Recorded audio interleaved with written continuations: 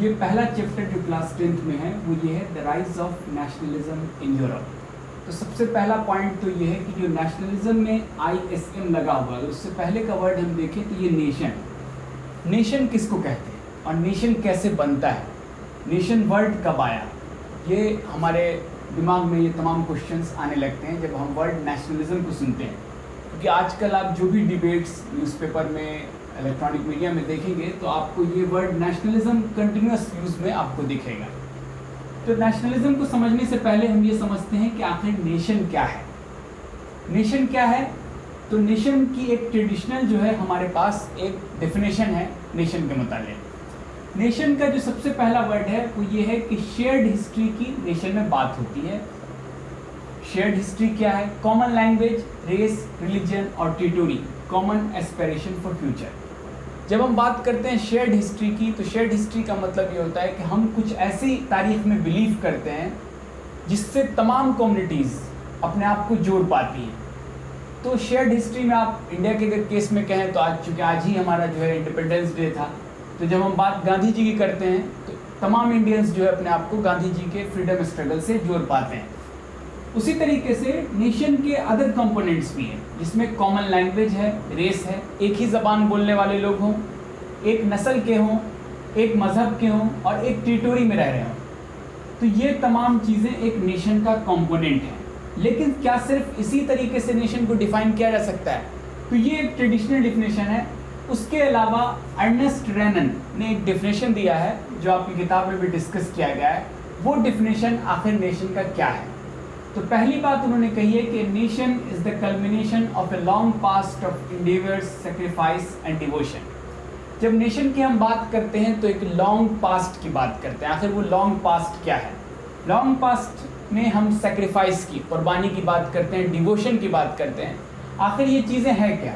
तो जब हम अपने आप को पास्ट से कनेक्ट करते हैं तो उसमें कुछ ऐसे फिगर्स हैं, कुछ ऐसे पॉइंट्स हैं जिसको हम सेलिब्रेट करना चाहते हैं। जैसे हमारी हिस्ट्री में जब हम इंडिया की हिस्ट्री की बात करते हैं तो हम 1857 का एग्जांपल देते हैं, ये फर्स्ट वॉर ऑफ इंडिपेंडेंस थी जिससे हम अपने आप को कनेक्ट कर पाते हैं। या हम महात्मा गांधी की बात करते हैं, महात्मा गांधी एक ग्रेट मैन है जिससे पूरा देश अपने आप को कनेक्ट करता है।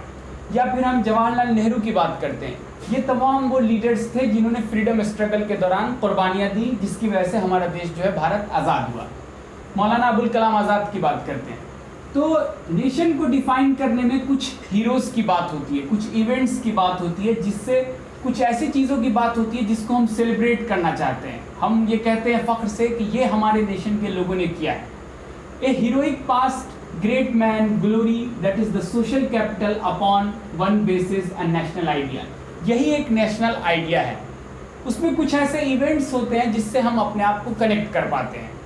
कुछ ऐसी चीज़ें होती हैं, कुछ मेन होते हैं हिस्ट्री में, वो ग्रेट मेन होते हैं जिनके साथ हम कनेक्ट कर पाते हैं। जैसे हमारे जो हमारा झंडा है उसके अंदर आपने बीच में देखा होगा कि अशोक चक्र है। अशोक चक्र से हम अशोका के बारे में याद करते हैं। आखिर अशोका के बारे में हम कैसे अपने आप को कनेक्ट कर पाते हैं? उस तरीके से हमारे देश में और भी बहुत सारी चीज़ें हैं जिसकी हम जब बात करते हैं तो हम एक हिस्ट्री की बात करने की कोशिश करते हैं। तो नेशन का आइडिया जो है हमें वहाँ से कनेक्ट करता है। इसका जो सेकंड डेफिनेशन है वो ये है कि to have common glories in the past, to have common will in the present, to have profound great deeds together to which to perform still more. To have common glories in the past, common glories की बात होती है, कुछ ऐसी चीज़ों की बात होती है जिसको हम सेलिब्रेट करना चाहते हैं, कुछ ऐसा इवेंट जिसके बारे में हम बात करते हैं कि अच्छा हमारे लोगों ने यह कुर्बानी दी थी। जैसे 1857 का जब भी बात आती है तो कहा जाता है कि रानी लक्ष्मीबाई की एक का एग्जाम्पल दिया जाता है कि उन्होंने एक हीरोइक वुमेन की तरह फाइट किया। तो हम रानी लक्ष्मीबाई की बात करते हैं। या बहादुर शाह जफ़र की बात करते हैं कि बहादुर शाह जफ़र उस टाइम एक मुग़ल एम्पायर थे जिनके नाम पे तमाम लोगों ने अंग्रेज़ों के ख़िलाफ़ रिवॉल्ट किया। तो कॉमन ग्लोरीज की बात होती है। To have common will in the present, और अभी के टाइम में, प्रेजेंट के टाइम में कुछ ऐसी चीज़ें होती हैं जिसके ऊपर हम बात करना चाहते हैं। एक कॉमन विल हमारे पास होता है। To have performed great deeds together, और कुछ ऐसी चीज़ें होती हैं जिसको हम लोगों ने एक साथ परफॉर्म किया होता है। जैसे हम एग्जांपल देते हैं कि 1857 की लड़ाई में हिंदू मुस्लिम साथ लड़े थे, या जो हमारा फ्रीडम स्ट्रगल था जिसमें हमने अंग्रेज़ों को यहाँ से भगा दिया और अंग्रेज़ों से अपने देश को आज़ाद कराया, तो उसमें हिंदू, मुस्लिम, सिख्स, क्रिश्चियन तमाम कम्युनिटीज़ ने एक साथ मिल के लड़ा, इसकी बात होती है। To wish to perform still more, और हम फिर ये विश करते हैं कि हम साथ मिलकर कुछ ऐसा काम करेंगे जिससे हमारे देश का, हमारी सोसाइटी का जो है भला हो। तो ये तमाम चीज़ें हमारे नेशन के आइडिया में आ सकती है। पहला जो डिफिनेशन था वो ये बात कर रहा था कि कॉमन लैंग्वेज, कॉमन रेस की बात कर रहा था। लेकिन इंडिया जैसी कंट्री में जब हम बात करेंगे तो डाइवर्सिटी है हमारे यहाँ, मुख्तलिफ किस्म की लैंग्वेजेस बोली जाती है, मुख्तलिफ मजहब के लोग रहते हैं, तो उनको कॉमन नेशन की बात उनकी कैसे होगी। लेकिन जब हम अर्नेस्ट रेनन का डिफिनेशन पढ़ते हैं तो उन्होंने बताया कि नहीं, उनके अंदर भी कुछ कॉमनैलिटीज़ हैं। जो इंडिया में डिफरेंट लैंग्वेजेस हैं, डिफरेंट ट्रेडिशन है, डिफरेंट रिलीजन है, लेकिन उसके बावजूद कुछ कॉमन हीरोज़ हैं जिनकी हम बात करते हैं। जब हम एंशिएंट इंडिया में बात करते हैं तो हम अशोका की बात करते हैं, जब मिडिवल इंडिया में बात करते हैं तो अकबर की बात करते हैं। उसी तरीके से मॉडर्न इंडिया में हम महात्मा गांधी की बात करते हैं, जवाहरलाल नेहरू की बात करते हैं, मौलाना आज़ाद की बात करते हैं, भगत सिंह की बात करते हैं। ये तमाम वो लोग हैं जिनके साथ हम अपने आप को कनेक्ट कर पाते हैं। कुछ इवेंट्स हैं, 1857 का इवेंट है, 1952 में भारत छोड़ो आंदोलन की कॉल दी थी महात्मा गांधी ने, उसकी हम बात करते हैं। तो इस तरीके से बहुत सारे ऐसे इवेंट हैं, बहुत सारी ऐसी चीज़ें हैं जिनकी हम बात करते हैं, जिससे हम अपने आप को कनेक्ट कर पाते हैं। उसके अलावा एक और डिफिनेशन ये है कि nation never has any real interest in annexing और holding on to a country against its will. एक नेशन के अंदर अर्नेस्ट रेनन के मुताबिक कोई ऐसी विल नहीं होती है कि वो दूसरे नेशन के लोगों को दबा के रखे या उनकी टेरिटोरी को ज़बरदस्ती कब्जा कर ले या उन लोगों को अपना गुलाम बना के रखे। तमाम नेशंस को अर्नेस्ट रेनन के मुताबिक एक फ्रीडम होना चाहिए कि वो अपना एक पॉलिटिकल ऑर्डर हो, उनका अपनी एक हुकूमत हो जिसमें वो आज़ादी के साथ रह सकें और दूसरे देश के लोगों पर कब्जा ना करें, उनको दबाएं नहीं, उनके ऊपर जुल्म सितम ना करें या उनको पावर के थ्रू कैप्चर करने की कोशिश ना करें। दूसरी चीज़ यह है कि nation existence is a guarantee of liberty which would be lost if the world had one law and only one master. Nation की जब हम बात करते हैं तो उसमें गारंटी ऑफ लिबर्टी की बात हो रही है अर्नेस्ट रेनन के मुताबिक। लिबर्टी का मतलब ये है कि हर इंसान को बोलने की, खाने पीने की, कपड़ा पहनने की, इन तमाम चीज़ों की, अपनी ज़बान को बोलने की, अपनी कुछ चीज़ों को सेलिब्रेट करने की उनको आज़ादी होना चाहिए। तो इन तमाम चीज़ों की हम बात करते हैं और ये नेशन अगर रहेगा तो वो गारंटी ऑफ लिबर्टी है। नहीं तो इसके अलावा ऐसा नहीं होगा तो दुनिया में एक ही लॉ एंड ऑर्डर रहेगा और उसका एक ही मास्टर होगा जो अपनी मर्जी से दुनिया को चलाने की कोशिश करेगा। 18th to 19th सेंचुरी में ये नेशन का आइडिया यूरोप में इमर्ज करता है और मैंने इसको जिस तरीके से एक्सप्लेन किया है मुझे उम्मीद है कि आपको नेशन का आइडिया समझ में आया होगा। तो इससे पहले पैराग्राफ में हमने नेशन को समझने की कोशिश की थी और अब हम नेशनलिज्म को समझने की कोशिश करते हैं। नेशनलिज्म का आइडिया यूरोप में कैसे डेवलप हुआ। 19th सेंचुरी के अंदर nationalism emerged as a force which brought about sweeping changes in political world of Europe. Nationalism के आइडिया डेवलप होने के बाद यूरोप के अंदर जो वहाँ का पॉलिटिकल वर्ल्ड था, जो राजनीतिक दुनिया थी वहाँ की, वो बिल्कुल बदल गई, वो चेंज हो गई। वो किस तरीके से चेंज हुई उसके मुतालिक ये है, in result of these changes was the emergence of nation state in place of multi national dynastic empires. Nation state से पहले, जैसे आज दुनिया कुछ नेशन स्टेट्स के बीच में बटी हुई है, हम पहले जब बात करते हैं तो डायनेस्टिक एम्पायर्स थे। डायनेस्टिक एम्पायर्स का अगर हम एग्जांपल लेंगे तो इंडिया में हम कह सकते हैं मुग़ल एम्पायर। मुग़ल एम्पायर एक डायनेस्टिक एम्पायर था। डायनेस्टिक एम्पायर का मतलब कि एक बाप के बाद उसका जो एम्पायर है वो बेटे को ट्रांसफ़र हो जाता है या भाई को ट्रांसफ़र हो जाता है। मोस्ट ऑफ द केसेस में बेटे को ट्रांसफ़र होता है। और ये जो एम्पायर्स होते थे इनकी बाउंड्री की कोई हद नहीं होती थी, कोई टेरिटोरी की हद नहीं होती थी। ये जहाँ तक चाहते थे अपनी आर्मी के थ्रू उस इलाके को कैप्चर कर सकते थे। इसी वजह से यहाँ पे मल्टीनेशनल का टर्म यूज़ किया, यानी बहुत सारे नेशन के लोग, बहुत सारी कम्युनिटीज़ के लोग उन एम्पायर का हिस्सा हुआ करते थे। लेकिन जब नेशन स्टेट का कंसेप्ट डेवलप हुआ यूरोप के अंदर तो ये मल्टीनेशनल डायनेस्टिक एम्पायर्स ख़त्म होने लगे और नेशन स्टेट इमर्ज करने लगा। नेशन स्टेट इस तरह इमर्ज किया कि फ्रांस जो है एक नेशन स्टेट बन गया जहाँ पे फ्रेंच बोलने वाले लोग हैं।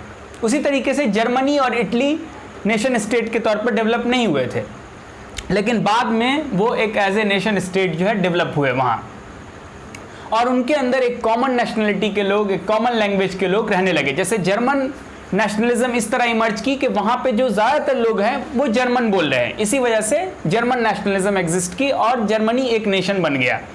उसी तरीके से nation state was one in which the majority of its citizens came to develop a sense of common identity and shared history। Nation state के अंदर जो मेजॉरिटी ऑफ लोग हैं, ज़्यादातर लोग वो ये सोचने लगते हैं, जो उनके सिटीजन्स हैं, जो वहाँ के नागरिक हैं, कि उनके अंदर कुछ कॉमन आइडेंटिटी है, उनकी एक कॉमन शनाख्त है, एक कॉमन पहचान है और शेयर्ड हिस्ट्री है। कुछ ऐसी हिस्ट्री है जिसको वो एक दूसरे के साथ शेयर करते हैं, जो उन्होंने मिल बांट के कुछ ऐसा किया हो। अगर इंडिया के एग्जाम्पल में हम कह सकते हैं तो हम फ्रीडम स्ट्रगल में जिस तरीके से आज़ादी की लड़ाई हमने मिल के लड़ी, तो ये चीज़ें अगर नहीं है, एग्जिस्ट कर रही हैं, तो इनको बनाया जाता है, इनको डेवलप किया जाता है। जैसे हिंदूज और मुस्लिम्स के बीच में अगर कुछ चीज़ें नहीं हैं तो नेशन को बनाने के लिए ये चीज़ें बताई गई कि इस तरीके से आप एक शेयर्ड हिस्ट्री है, आपका खाना पीना, आपका रहन सहन, आपका कपड़ा पहनना, आपकी बहुत सारी चीज़ें सेम है, सिमिलर है, आपने फ्रीडम स्ट्रगल में सेम फाइट किया है। कुछ आपके हीरोज़ हैं, जैसे महात्मा गांधी हैं, जैसे मौलाना आज़ाद है, ये तमाम आपके एक हीरो हैं जिनके आप कदर करते हैं, जिनकी बात करते हैं। अगला पॉइंट है, this commonness did not exist from time immemorial.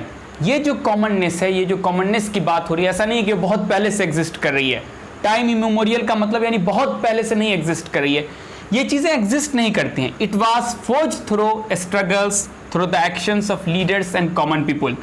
ये कुछ कॉमन पीपल्स के ज़रिए, आम लोगों के ज़रिए, आम लीडर्स के ज़रिए, उनके एक्शन के ज़रिए ये आइडेंटिटी बनाई जाती है, ये शेयर्ड हिस्ट्री बनाई जाती है। जिस तरीके से इंडिया में ये शेयर्ड हिस्ट्री अंग्रेज़ों के ख़िलाफ़ लड़ने के लिए डेवलप की गई कि नहीं, हम लोग एक नेशन के मानने वाले हैं, इसलिए हमें ब्रिटिशर्स के को यहाँ से मार भगा देना चाहिए, यहाँ से उनको उनका शासन जो है ख़त्म कर देना चाहिए, हम तमाम लोग मिलके खुद से शासन करें और वो शासन जो हम पर राज करेगा, जो हम पर रूल करेगा, उसको चुनने वाले हम खुद हों, कोई 7 समुंदर पार से आके या कोई बाहर से आके हम पर रूल ना करे। तो अगर ये चीज़ें एग्जिस्ट नहीं करती हैं तो उन चीज़ों को बनाया जाता है। ये शेयर्ड हिस्ट्री का कंसेप्ट या कॉमन आइडेंटिटी का कंसेप्ट या कॉमन फूड का कंसेप्ट, ये तमाम चीज़ें जो है एक स्ट्रगल के थ्रू बनाई जाती है। जैसे जब इंडिया आज़ाद हुआ तो हमारे पास कुछ ऐसी मेमोरीज़ हैं, कुछ ऐसे स्ट्रगल्स हैं, कुछ ऐसे लीडर्स हैं जिनको तमाम हिंदुस्तानी इज्जत के साथ याद करते हैं। भगत सिंह का एग्जाम्पल आप ले सकते हैं, अशफाकुल्ला खान का एग्जाम्पल ले सकते हैं। कुछ ऐसे लोग हैं जिनके बारे में हम बात करते हैं, कुछ ऐसे इवेंट्स हैं जिनके बारे में हम बात करते हैं कि हमने एक कॉमन मिल के जो है स्ट्रगल किया। जैसे हम सिविल डिसोबीडियंस मूवमेंट की बात करते हैं, जैसे हम नॉन कोऑपरेशन मूवमेंट की बात करते हैं, 1857 के फर्स्ट फ्रीडम स्ट्रगल की बात करते हैं। तो ये कुछ एग्जाम्पल्स हैं, ये अगर नहीं होते हैं तो उनको क्रिएट किया जाता है। उसी तरीके से हम ये बात कर रहे थे कि जब हम मॉडर्न एज में आते हैं 18th to 19th सेंचुरी में, तो नेशन स्टेट किस तरीके से इमर्ज करते हैं, नेशनलिज्म कैसे इमर्ज करती है। इससे पहले एम्पायर्स होते थे दुनिया के हर कोने में, जो एम्पायर जिनकी पावर जितना होती थी वो उस एरिया तक कंट्रोल कर सकते थे, उस एरिया तक उनकी टेरिटरी बढ़ जाती थी और उनके अंदर रहने वाले लोग मल्टीनेशनल होते थे, बहुत सारी नेशनलिटीज़ के, बहुत सारे लैंग्वेजेस के मानने वाले होते थे, लेकिन वो एक एम्पायर के अंदर रहते थे और वो एम्पायर टूटते और बिखरते और बनते रहते थे। लेकिन नेशन स्टेट का कंसेप्ट जो है वो एक कॉमन आइडेंटिटी की बुनियाद पे है और वो उस जगह की मजबूती है, उसमें जो उसके ज़्यादातर सिटीजन्स हैं उनके बीच में एक कॉमन आइडेंटिटी और शेयर्ड हिस्ट्री का एहसास होता है। नेशनलिज्म को हम कंटिन्यू करते हैं, इससे पहले पैराग्राफ में भी हमने डिस्कस किया, हम नेक्स्ट पैराग्राफ में डिस्कस करेंगे। First clear expression of nationalism came with the French revolution in 1789। जो दुनिया के अंदर नेशनलिज्म का एक क्लियर एक्सप्रेशन है, जब नेशनलिज्म की बात होने लगती है तो वो 1789 में फ्रेंच रिवॉल्यूशन के थ्रू आता है। फ्रेंच रिवॉल्यूशन समझ सकते हैं एक पीरियड है जिसके बाद दुनिया बदल जाती है। दुनिया में अभी मॉडर्न वर्ल्ड में जितने भी रिवॉल्यूशंस आए हैं उनके ऊपर फ्रेंच रिवॉल्यूशन ने एक बहुत गहरा छाप छोड़ा है। फ्रेंच रिवॉल्यूशन इसलिए इम्पॉर्टेंट भी है कि फ्रेंच रिवॉल्यूशन के बाद दुनिया बदल जाती है और फ्रेंच रिवॉल्यूशन एक क्लियर एक्सप्रेशन है नेशनलिज्म का, जो 1789 में फ्रेंच रिवॉल्यूशन आया और फ्रेंच रिवॉल्यूशन के मुतालिक आपने 9th क्लास की हिस्ट्री में पढ़ा होगा, जिसकी वजह से नेशनलिज्म का आइडिया डेवलप होता है। सेकेंड पॉइंट है, France became a full fledge territorial state under the rule of a absolute monarch. 1789 से पहले या उसके अंदर भी फ्रांस जो है एक फुल फ्लेज टेरिटोरियल स्टेट बन जाता है, जो एब्सोल्यूट मोनार्क के अंदर एक ऐसा बादशाह जिसके पास बहुत सारे पावर्स हैं, उसके अंदर में फ्रांस एक नेशन स्टेट, एक टेरिटोरियल स्टेट बन चुका होता है उससे पहले ही, फ्रेंच रिवॉल्यूशन से पहले ही। और फ्रेंच रिवॉल्यूशन का ये इफेक्ट होता है कि नेशनलिज्म उसके बाद राइज करना शुरू करती है, और नेशनलिज्म के राइज करने की वजह से ही फ्रांस जो है के अंदर फ्रेंच रिवॉल्यूशन आता है, जो इतना इंपॉर्टेंट है।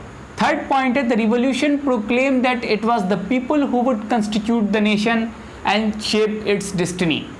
रिवॉल्यूशन का जो एक इंपॉर्टेंट मकसद था कि इस रिवॉल्यूशन से पहले, फ्रेंच रिवॉल्यूशन से पहले फ्रांस के अंदर एक मोनार्की थी, एक एब्सोल्यूट मोनार्की थी जिसमें बादशाह के पास तमामतर पावर थे, और बादशाह कोई भी डिसीजन लेने से पहले आवाम से नहीं पूछता था, ये खुद से फैसला करता था। ये जो उसके एडवाइजर्स होते थे, उसके प्रिंसेस होते थे, वो तमाम मिलकर ये डिसीजन लेते थे कि कौन सा डिसीजन उनको लेना है और कैसे देश को चलाना है।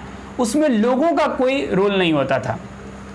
लेकिन रिवॉल्यूशन आने के बाद ये तय हुआ कि ये जो लोग हैं उस देश के, वो ये तय करेंगे कि वो देश कैसे चलेगा, उसका मुस्तकबिल कैसा होगा, वो वहाँ के लोग तय करेंगे। ये रिवॉल्यूशन का इफेक्ट था। French revolutionaries introduced various measures and practices that could create a sense of collective identity. French जो रिवॉल्यूशनरीज थे, जो फ्रांस के इनकलाबी लोग थे, क्रांतिकारी लोग थे, उन्होंने बहुत सारे स्टेप्स लिए, ऐसी प्रैक्टिस की जिससे एक सेंस ऑफ कलेक्टिव आइडेंटिटी की बात हो सके। कलेक्टिव आइडेंटिटी क्या है? एक पहचान हो, एक यूनिक पहचान हो हमारी, जिसमें हम तमाम लोग अपने बारे में सोचते हो। उसी तरीके से फ्रांस के लोगों ने अपने आप की एक यूनिक पहचान क्रिएट की कि वो फ्रेंच बोलने वाले, एक ख़ास टेरिटोरी में फ्रांस के अंदर रहने वाले, एक ख़ास एक्सप्रेशन से बोलने वाले, एक ख़ास किस्म का खाना खाने वाले लोग और एक मज़हब को मानने वाले लोग, ताकि इन तमाम चीज़ों से एक कलेक्टिव आइडेंटिटी की बात हो सके। और ये कलेक्टिव आइडेंटिटी बहुत इम्पॉर्टेंट है, क्योंकि ये बात करती है एक कॉमन पहचान की, एक कॉमन आइडेंटिटी की, जिससे लोग अपने आप को जोड़ते हैं, जो फ्रांस के लोगों ने अपने आप को जोड़ना शुरू किया था। फोर्थ पॉइंट है the ideas of la patrie the fatherland. जो भी लोग अपने देश में रह रहे हैं, वो जाहिर सी बात है वो फादरलैंड में हैं। तो ये जो कंसेप्ट है ला पेट्राए, जो पेट्रियोटिज्म आजकल हम एक वर्ड यूज करते हैं, पेट्रियोटिज्म यहीं से आया है। पेट्रियोटिज्म का मतलब क्या होता है? उस जगह से मोहब्बत करना जहां हम पैदा हुए हों। तो ये जो ला पेट्राए का कंसेप्ट है, फादरलैंड का कंसेप्ट, एंड ली सिटियन the citizen emphasize the notion of a united community enjoying equal rights under a constitution. ये कंसेप्ट वहाँ डेवलप होने लगता है कि जो एक फादरलैंड के अंदर लोग रह रहे हैं और जो सिटीजन्स हैं, वो उनके अंदर एक नोशन हो यूनाइटेड कम्युनिटी का, और वो एक कॉन्स्टिट्यूशन के अंदर ये तमाम लोग जो अपने देश के अंदर रह रहे हैं, जो वहाँ के नागरिक हैं, वो सिटीजन्स जो हैं एक कॉन्स्टिट्यूशन के अंदर उनके इक्वल राइट्स हों, वो एक इक्वल राइट्स एंजॉय कर सकें। तो ये बात हो रही है यहाँ फ्रांस के अंदर में। और फ्रांस का जो रिवॉल्यूशन है, जो फ्रेंच रिवॉल्यूशन है, वो एक क्लियर कट एक्सप्रेशन है नेशनलिज्म का। तो नेशनलिज्म को समझने के लिए, और ये बहुत इंपॉर्टेंट है कि फ्रेंच रिवॉल्यूशन को समझा जाए, और फ्रेंच रिवॉल्यूशन के बारे में आपने 9th में पढ़ा होगा। तो ये फ्रेंच रिवॉल्यूशन जो है नेशनलिज्म में एक बहुत इंपॉर्टेंट रोल प्ले करता है। नेशनलिज्म का पिछला पैराग्राफ हम डिस्कस कर रहे थे, अब नए पैराग्राफ में भी कुछ इंपॉर्टेंट पॉइंट्स हैं जिनको हमें डिस्कस करना है। फ्रांस में फ्रेंच रिवॉल्यूशन के आने के बाद क्या इफ़ेक्ट्स हुआ, उसमें एक इम्पॉर्टेंट चीज़ है कि फ्रेंच रिवॉल्यूशन एक हॉलमार्क है नेशनलिज्म का। वहाँ से वर्ल्ड में नेशन स्टेट या नेशनलिज्म का आइडिया जो है जन्म लेता है। उसमें एक इम्पॉर्टेंट पॉइंट ये है कि new French flag the tricolour was chosen to replace the former royal standard. 79-89 के बाद जो रिवॉल्यूशन फ्रांस में आया, उसके बाद जो फ्रांस का फ्लैग था, पहले जो वो रॉयल स्टैंडर्ड फ्लैग था, उसको बदल दिया गया और एक नया फ्रांस का जो है फ्लैग, झंडा जो है बनाया गया, जो ट्राई कलर को वहाँ के रिप्रेजेंट कर रहा था। A centralized administrative system was put in place to formulate uniform laws for its citizens. France में जब मोनार्की थी तो क्या था कि हर जगह का जो कानून था या हर जगह जो सिस्टम्स थे वो अलग अलग थे। मोनार्की के अंदर क्या था कि एक बादशाह था, वो बहुत सारे एरिया पे कंट्रोल कर रहा था, लेकिन उन तमाम एरियाज़ में बहुत सारी चीज़ें, लॉ जो है, कानून, वो अलग अलग था। वहाँ पे वहाँ के लोगों को कुछ हद तक आज़ादी होती थी कि वो एक अलग अलग कानून बना सके। लेकिन जब फ्रांस में रिवॉल्यूशन आया तो एक ऐसा कंसेप्ट डेवलप हुआ कि यूनिफॉर्म लॉज हो, वहाँ कुछ ऐसे लॉज हों जो फ्रांस के अंदर एक ही हों, फ्रांस के तमाम शहरियों के लिए एक नया कानून हो, एक ही किस्म का कानून हो जिस पे वो अमल कर सकें। जब हम एक नए कानून की बात करेंगे और एक ही कानून होगा तो जाहिर सी बात है कि वहाँ सेंट्रलाइज्ड एडमिनिस्ट्रेटिव सिस्टम होगा। इसको समझिए, सेंट्रलाइज्ड एडमिनिस्ट्रेटिव सिस्टम का मतलब यह है कि एडमिनिस्ट्रेशन एक जगह से संभाला जा रहा है। तमाम जो एडमिनिस्ट्रेटिव प्रॉब्लम्स आ रही हैं उसको डील करने के लिए एक ही सेंटर होगा जहाँ से वो चीज़ें डील की जाएंगी। वहाँ के लिए डिफरेंट जगहों पे वो प्रॉब्लम्स तो आएंगी, लेकिन उसको डील करने के लिए एक ही एडमिनिस्ट्रेटिव सिस्टम होगा, जो पहले मोनार्की के अंदर फ्रांस में नहीं था। इसके लिए ये तमाम चीज़ें इसलिए की जा रही हैं कि फ्रांस के अंदर जो नेशन का कंसेप्ट आया फ्रेंच लोगों के दरमियान उसको मजबूत किया जा सके। तो जाहिर सी बात है कि जब फ्रांस के तमाम नागरिक एक हैं और वो एक ही शहरी हैं वहाँ के, उनके और फ्रांस के बीच में एक ही रिलेशन है, वो एक सिटीज़न का जो एक अपने स्टेट के साथ, अपनी कंट्री के साथ होता है, तो उनका एक सेंट्रलाइज्ड एडमिनिस्ट्रेटिव सिस्टम होगा। नेक्स्ट पॉइंट है इंटरनल कस्टम ड्यूटीज़ वेर एबोलाइज्ड। जैसे अगर हमारी कंट्री का एग्जांपल हम लेंगे तो हमारे यहाँ क्या है कि हो सकता है कि बिहार से झारखंड जो कोई सामान जा रहा है या झारखंड से कोई दिल्ली जा रहा है सामान, तो उसके बीच में कुछ ड्यूटीज़ लगाई जाती हैं, कुछ टैक्स लगाया जाता है। उसकी वजह से क्या होता है कि एक सामान जो एक जगह पे किसी कंट्री के बिक रहा है वो दूसरी जगह पे जब जाता है तो वो महंगा हो जाता है, उस कस्टम ड्यूटीज़ की वजह से जो इंटरनली लगाई जाती है। यानी हिंदुस्तान में भी कोई एक सामान एक जगह से दूसरी जगह ट्रैवल कर रहा है तो उसके बीच में कुछ कस्टम ड्यूटीज़ होती हैं जो उस पर लगती हैं, जिस कस्टम ड्यूटीज़ की वजह से वो प्रोडक्ट एक जगह से दूसरी जगह जाने में महंगा हो जाता है। इस कस्टम ड्यूटीज़ को जो इंटरनली वहाँ थी इसको ख़त्म कर दिया गया इस नए सिस्टम के थ्रू, ताकि एक प्रोडक्ट जो एक जगह पे फ्रांस में बन रहा है वो पूरे फ्रांस के अंदर एक ही उसकी कीमत हो, एक ही प्राइस में वो बिक सके, एक ही कीमत पे वो बिक सके। उसके लिए एक और सिस्टम किया गया कि uniform system of weight and measures. पहले जो फ्रांस के अंदर मोनार्की थी तो उसमें इस सिस्टम था कि वेट, कोई चीज़ को जो वेट होता है उसको जो मापने का तरीका होता है या उसको जो तौलने का तरीका होता है वो सिस्टम अलग अलग था। उससे क्या होता है, कारोबार करने में बहुत दिक्कत होती है। जब एक जगह से प्रोडक्ट दूसरी जगह जा रहा है तो उसके बीच में ये बहुत इंपॉर्टेंट दिक्कत होगी कि अगर हमने कुछ चीज़ों को मान लीजिए यहाँ 2 kg तौला है और वहाँ जाके वो 3 kg हो जाता है, या कहीं 3 kg तौला और वहाँ के वो 2 kg हो जाता है, या किसी चीज़ को मेज़र करने का तरीका हमारे पास अलग है, किसी और जगह में अलग है। तो एक कंट्री के अंदर एक ही सिस्टम हो वेट्स एंड मेजर्स का, जो चीज़ 1 kg किसी एक पार्ट में तौली जा सके वो दूसरे पार्ट में भी 1 ही kg हो।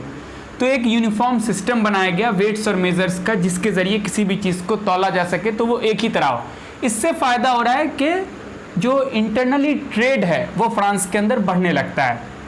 जाहिर सी बात है जब हम कस्टम ड्यूटीज़ को ख़त्म कर देंगे तो सामान सस्ता हो जाएगा। एक सामान जो एक पार्ट में मान लीजिए बिहार में जिस प्राइस पे मिल रहा है वहीं दिल्ली में मिल रहा है, कस्टम ड्यूटीज़ नहीं है, लेकिन अगर दिल्ली जाने से पहले उस पर कोई कस्टम ड्यूटी लग जाती है तो दिल्ली में वो सामान महंगा हो जाएगा, तो लोग महंगे सामान को ख़रीदना नहीं चाहेंगे। और एक system of weight and measure रहेगा तो जाहिर सी बात है जो चीज़ हम यहाँ तौलेंगे अगर वो देश के किसी और कोने में भेजेंगे तो वहाँ पे भी उसको तौलने और नापने का तरीका एक ही होगा, जिसकी वजह से ट्रेड करने में आसानी होगी।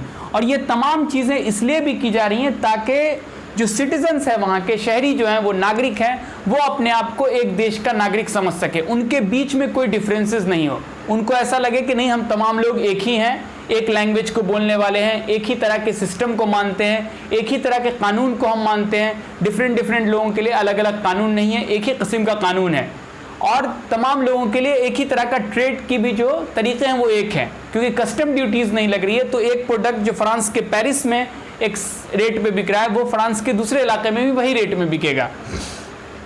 एक और चीज़ है रीजनल डायलेक्ट्स वे डिस्करेज। रीजनल डायलेक्ट्स को समझने की ज़रूरत है। रीजनल डायलेक्ट्स किसको कहते हैं? जिस तरीके से हमारे यहाँ क्या है कि हम हिंदी ज़बान बोलते हैं, लेकिन हिंदी मुख्तलिफ़ जगहों पे मुख्तलिफ़ तरीके से बोली जाती है। बिहार में भी आप जब 10 किलोमीटर 20 किलोमीटर या 25 किलोमीटर के बाद जो है एरिया चेंज कर देते हैं तो ज़बान बोलने का तरीका बदल जाता है।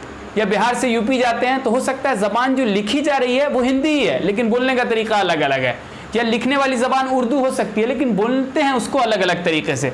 तो ये जो इस तरह का डिफरेंस इस वजह से आता है कि इसको हम रीजनल डायलेक्ट्स कहते हैं। जैसे हमारे यहाँ क्या है कि दरभंगा के एरिया में, मिथिलांचल में मैथिली बोली जा रही है और भोजपुरी के एरिया में भोजपुरी बोली जा रही है, ये अलग अलग डायलेक्ट्स हैं। तो फ्रांस में इस चीज़ को ख़त्म करने के लिए क्या किया गया कि फ्रेंच ज़बान जिस तरीके से पेरिस में बोली जाती थी और जिस तरीके से पेरिस में लिखी जाती थी उसको common language of the nation बना दिया गया। उसी तरीके से उस ज़बान को बोला जाएगा, उसी तरीके से उस ज़बान को लिखा जाएगा, ताकि उनके अंदर एक कलेक्टिव आइडेंटिटी का एहसास हो। ऐसा नहीं है कि दिल्ली में जो ज़बान बोली जा रही है वो यहाँ आके बदल जाए। तो हमारे यहाँ तो आज भी है कि नहीं, दिल्ली में कोई जो ज़बान जिस तरीके से बोली जाती है या लिखी जाती है वो बिहार में आके बदल सकती है, कम से कम बोलने में तो बदल सकती है, अगर लिखने में नहीं बदले तो। लेकिन फ्रांस में ये कोशिश की गई कि जो रीजनल डायलेक्ट्स थे, जो हो सकता है साउथ फ्रांस में लोग अलग तरीके से बोल रहे हो, नॉर्थ फ्रांस में लोग अलग तरीके से बोल रहे हो या लिख रहे हैं, उसको ख़त्म करके एक कॉमन लैंग्वेज देश की बना दी गई। और वो कॉमन लैंग्वेज कहाँ की होगी? तो वो पेरिस की होगी। और पेरिस क्या है? फ्रांस की राजधानी है। और वहाँ से वो चीज़ें लोग उसी तरीके से बोलेंगे, उसी तरीके से लिखेंगे जिस तरीके से पेरिस में बोला या लिखा जाता है। ये सब नेशनलिज्म के पॉइंट्स हैं। तो फ्रांस में जब रिवॉल्यूशन आया तो वहाँ के रिवॉल्यूशनरीज़ का एक मेन एम था कि जो फ्रांस के लोग लिबरेट हुए हैं, उनको जो आज़ादी मिली है वहाँ के बादशाह से, वहाँ के रूलर से, जिसके पास सारा पावर था, सारा कंट्रोल था, तो वो इस आइडिया को लेके यूरोप के लोगों के पास जाएं और पूरा यूरोप जो फ्रांस से इंस्पायर होकर क्या करे, वो भी डिस्पोटिज्म के ख़िलाफ़, जो एब्सोल्यूट रूलर्स हैं जिनके पास सारा का सारा पावर है, उनके ख़िलाफ़ वो जो है खड़ा हो सके। तो फ्रेंच रिवॉल्यूशन का जो आइडिया है वो जाहिर सी बात है कि वो सिर्फ़ और सिर्फ फ्रांस तक नहीं रहा, ये आइडिया ट्रैवल करके यूरोप के अंदर पहुंचा। और ये फ्रांस के रिवॉल्यूशनरीज़ की कोशिश थी कि वो यूरोप से भी जो है डिस्पोटिज्म को ख़त्म कर सकें। एक पॉइंट ये है। सेकेंड पॉइंट है, when the news of events in France reach the different cities of Europe, students and members of educated middle class began setting up Jacobin clubs। ये जो न्यूज़ थी, जो फ्रांस में इवेंट्स हो रहे थे, ये जब यूरोप के डिफरेंट सिटीज़ के अंदर पहुंचने लगे तो वहाँ के भी जो एजुकेटेड लोग थे, जो स्टूडेंट्स थे, उन्होंने क्या किया, क्लब्स जो है बनाने शुरू किए। जैकोबिन क्लब टाइप के कुछ क्लब्स बनाने शुरू किए, जहाँ वो क्या करते थे, गवर्नमेंट के मुतालिक, रूलर्स के मुतालिक और किस तरह का उनका देश चलना चाहिए उसके सिस्टम के मुतालिक वो डिस्कशन शुरू करते थे। तो जाहिर सी बात है, किसी भी देश में जब कोई इवेंट होता है तो उस इवेंट का असर दूसरे देश के ऊपर पड़ता है। तो फ्रांस जो है उसके अंदर कुछ हो रहा है तो जाहिर सी बात है वो आइडिया यूरोप के अंदर फैलेगा। और ये फ्रांस के जो रिवॉल्यूशनरीज थे, इनकलाबी लोग थे, जो क्रांतिकारी लोग थे, उनकी कोशिश ये थी कि जो फ्रांस के लोगों को आज़ादी वहाँ के राजा से मिली है, जो फ्रांस में रिवॉल्यूशन आया है और फ्रांस के अंदर जो ये नए आइडिया डेवलप हुए हैं, लिबर्टी का कंसेप्ट आया है, ये फ्री स्पीच का जो कंसेप्ट आया है, ये तमाम चीज़ों का फ़ायदा यूरोप के दूसरे देशों को भी मिल सके। तो यूरोप के जो दूसरे देशों के एजुकेटेड मिडिल क्लास के लोग थे या स्टूडेंट्स थे, उन्होंने भी जैकोबिन क्लब बनाया और वहाँ वो इस चीज़ों पे डिस्कशन शुरू करने लगे। There activities and campaign prepared the way for French armies which move into Holland, Belgium, Switzerland and much of Italy। इन तमाम लोगों की कैंपेन और एक्टिविटीज़ की वजह से फ्रांस की जो आर्मी है वो क्या करती है, हॉलैंड में, बेल्जियम में, स्विट्ज़रलैंड में और इटली के अंदर घुस जाती है। तो जाहिर सी बात है, फ्रांस में कोई इवेंट हो रहा है और उस इवेंट का यूरोप के अदर सिटीज़ पे, अदर कंट्रीज़ पे भी असर हो रहा है। और इस आइडिया को कैरी कौन कर रहा है? French armies began to carry the idea of nationalism abroad. France की जो आर्मी है, जाहिर सी बात है, जब वो दूसरी जगह जा रही है, जब वो बेल्जियम में जा रही है, इटली के अंदर जा रही है, हॉलैंड के अंदर जा रही है, स्विट्ज़रलैंड के अंदर जा रही है, तो ये रिवॉल्यूशनरी आइडिया जो फ्रांस के अंदर डेवलप हुआ है, उस रिवॉल्यूशनरी आइडिया को, जो नेशनलिज्म का आइडिया है, जो क्रांतिकारी आइडिया है, उस आइडिया को लेके फ्रांस की आर्मी यूरोप के दूसरे देशों तक पहुँच जाती है। तो जो इवेंट फ्रांस के अंदर हुआ है वो जाहिर सी बात है दूसरे देशों में भी इसलिए होने लगता है क्योंकि फ्रांस के थ्रू ये आइडिया यूरोप के मुख्तलिफ कंट्रीज़ में पहुंचने लगता है। और ये किसी भी दुनिया के अंदर जब भी कोई आइडिया डेवलप होता है तो वो एक कंट्री से दूसरे कंट्री आइडियाज़ भी जो है ट्रैवल करते हैं। जिस तरीके से एक कंट्री से दूसरे कंट्री कोई सामान जाता है या कोई अदर चीज़ें जाती हैं, उस तरीके से कोई आइडिया कोई नई सोच आती है तो वो नई सोच भी जो है एक कंट्री से दूसरे कंट्री ट्रैवल करती है। उसी तरीके से फ्रांस के अंदर जो नेशनलिज्म का आइडिया आया है, फ्रांस के अंदर जो रिवॉल्यूशन आया है, उस रिवॉल्यूशन के ज़रिए ये जो नेशनलिज्म का आइडिया है ये एक कंट्री से दूसरी कंट्री ट्रैवल करना शुरू करता है। और फ्रांस के जो क्रांतिकारी और इनकलाबी लोग हैं वो भी यही चाह रहे हैं कि उनका जो आइडिया है वो दूसरे देश के अंदर पहुँचे। हाँ, नेक्स्ट इसमें और भी चीज़ें हैं। जाहिर सी बात है, जब हम बात कर रहे थे कि फ्रेंच आर्मीज़ जो है इस आइडिया को लेकर ट्रैवल करना शुरू कर देती हैं। 1789 में फ्रांस में फ्रेंच रिवॉल्यूशन आता है, तो उसके वजह से कुछ रिफॉर्म्स होते हैं जिसकी वजह से फ्रांस में कुछ हद तक कह सकते हैं एक डेमोक्रेटिक सिस्टम आता है। लेकिन इस डेमोक्रेटिक सिस्टम को नेपोलियन की वजह से वो डेमोक्रेटिक सिस्टम डिस्ट्रॉय हो जाता है। लेकिन नेपोलियन के आने की वजह से फ्रांस में कुछ चेंजेस भी आते हैं, और वो ये चेंजेस हैं कि नेपोलियन क्या करता है, वो कुछ रिफॉर्म्स इंट्रोड्यूस करता है फ्रांस के अंदर। और वो रिफॉर्म्स क्या है? Napoleon no doubt destroyed democracy in France, but in the administrative field he incorporated revolutionary principles to make whole system more rational and efficient. वो एडमिनिस्ट्रेटिव सिस्टम में नेपोलियन क्या करता है, कुछ इस्लाहात करता है, कुछ रिफॉर्म्स करता है ताकि उस सिस्टम को ज़्यादा इफिशिएंट बनाया जा सके। ऐसा सिस्टम हो जिसमें काम काज करना बहुत आसान हो, एडमिनिस्ट्रेटिव जो काम है वो आसान हो जाए। तो ये जब फ्रेंच आर्मीज़ जो नेपोलियन के अंडर में बहुत सारे यूरोप के अदर कंट्रीज़ में जाती हैं, जाहिर सी बात है नेपोलियन ने यूरोप का बहुत सारा पार्ट को जीत लिया था, तो वो इस आइडिया को लेकर यूरोप के डिफरेंट कोने में पहुंचती है। अब हम बात करेंगे नेपोलियनिक कोड की 1804। ये क्या करता है? ये एक बहुत इंपॉर्टेंट पॉइंट है। प्रिविलेजेस बेस्ड ऑन बर्थ को डिस्ट्रॉय कर देता है। जो जन्म के साथ कुछ प्रिविलेज लोगों के पास होते हैं, जैसे एक बादशाह के ख़ानदान में कोई पैदा हुआ है तो जाहिर सी बात है वो बादशाह होगा, जो चर्च के किसी पादरी का बेटा है तो वो पादरी होगा। तो इस तरह के जो प्रिविलेज जो बर्थ की वजह से, जिसमें इंसान का खुद कोई कमाल नहीं है लेकिन वो पैदा एक ऐसे जगह पे हुआ है जिसकी वजह से उसको फ़ायदा मिल रहा है, तो इस तरह हम बात कर रहे थे नेपोलियनिक कोड की। तो नेपोलियनिक कोड क्या करता है? सबसे पहले इसमें एक बहुत इंपॉर्टेंट पॉइंट है कि जो भी प्रिविलेजेस बेस्ड ऑन बर्थ हैं, जन्म के साथ बहुत सारे जो प्रिविलेज लोगों के पास आते हैं, जो बहुत सारा फ़ायदा उनको होता है कि वो किसी सोशल स्टेटा में पैदा होते हैं जो बहुत अपर लेयर में है सोसाइटी के, उसकी वजह से जो उनको फ़ायदा होता है वो प्रिविलेजेस को बर्थ की वजह से ख़त्म कर दिया जाता है। जैसे कोई बादशाह के परिवार में पैदा हो गया, कोई चर्च की फैमिली में पैदा हुआ तो उसको चर्च की वजह से कुछ प्रिविलेजेस हैं, पादरी की फैमिली में पैदा हुआ है तो उसको कुछ प्रिविलेजेस हैं, अगर हम फ्रांस के कंटेक्स्ट में बात कर रहे हैं तो इसको वो ख़त्म कर देता है, privileges based on birth. Established equality before law, ये भी बहुत एक इंपॉर्टेंट पॉइंट है कि जहाँ तक नेपोलियन का रूल है, जहाँ तक उसकी आर्मीज़ एरियाज़ को कंकर कर लेती है, अपने अंदर मिला लेती है, वहाँ तक वो क्या करता है, इक्वलिटी की बात करता है ताकि तमाम लोग जो है कानून की नज़र में तमाम के तमाम इक्वल हो, कानून सबको इक्वल नज़र से देखे। ये एक बहुत इंपॉर्टेंट पॉइंट है। And secured the right to property. Right to property, जिन लोगों की जो भी प्रॉपर्टी है उसको गवर्नमेंट नहीं सीज कर सकती है, उसको गवर्नमेंट डिस्ट्रॉय नहीं कर सकती है। तो राइट टू प्रॉपर्टी को ऐड करना एक बहुत ही रिवोल्यूशनरी स्टेप है कि किसी भी प्रॉपर्टी को किसी की गवर्नमेंट नहीं छीन सकती है, कोई एडमिनिस्ट्रेटिव ऑफिसर नहीं छीन सकता है, कोई आर्मी का पर्सन उसको नहीं छीन सकता है। लोगों की जो वहाँ के सिटीजन्स हैं उनकी राइट, उनका जो प्रॉपर्टी है उसका स्टेट जो है, उसका जो गवर्नमेंट है वो उसकी हिफाजत करेगी।